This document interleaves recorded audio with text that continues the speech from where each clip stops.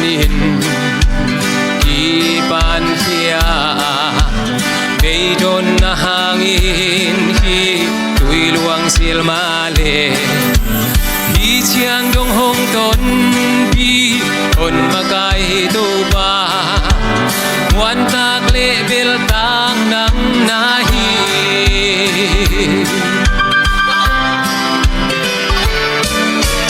Bang malo panin Ipan siya Beidon na hangin Hi tuy luang silmale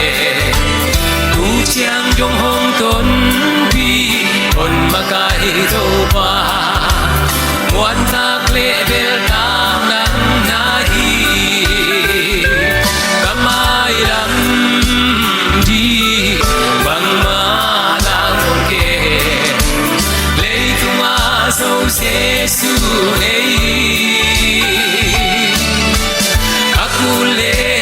ya jingin đâu ba Lile kate song akor sati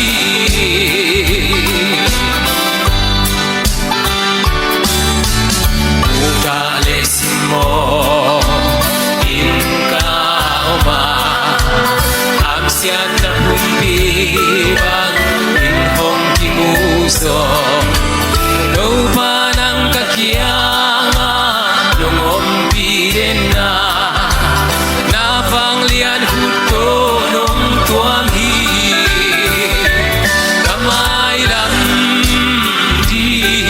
bang So Jesu hey Aku le ya tin đâu ba Lile kate song akol sati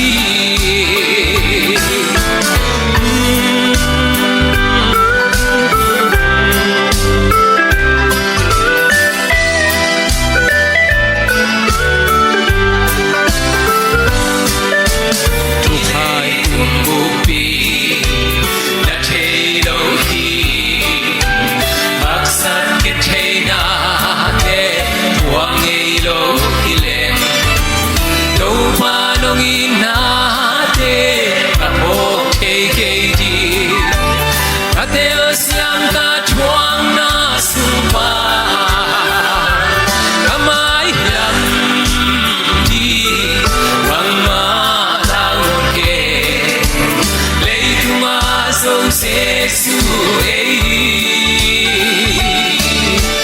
Aku le ya jingin đâu ba Lile kate song akol sati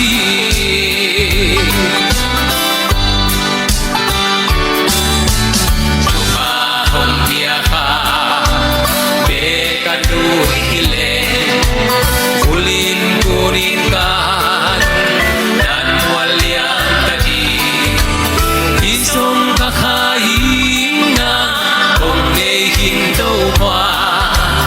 Hallelujah kalung dam hi Kamay lam di Bang malawon ke Lei tumaso Jesu hey Aku le kaya jingin đâu ba Lile kate song akol sati Kamay lang di Bang malawon ke Lei tumaso Jesu hey Aku le kaya jingin đâu ba Lile kate song akol sati Aku le ya jingin đâu ba Lile kate song akol sati Iphat phato ba min thang ta hen lung da me le